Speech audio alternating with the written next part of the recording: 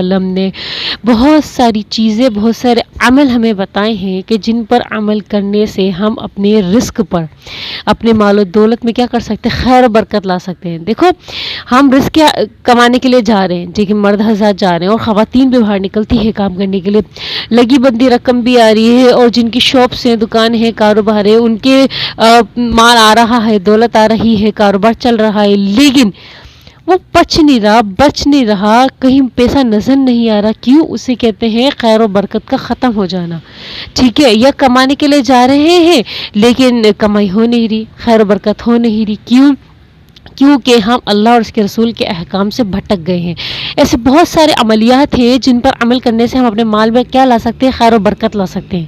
خیر و برکت کیا ہوتی ہے؟ جیسے دودھ ہوتا ہے، دودھ کے اوپر ہوتی ہے ملائی، دودھ تو ہمیں مل گیا، اب ملائی کیا ہوتی ہے؟ وہ ایکسٹرا ہوتی ہے۔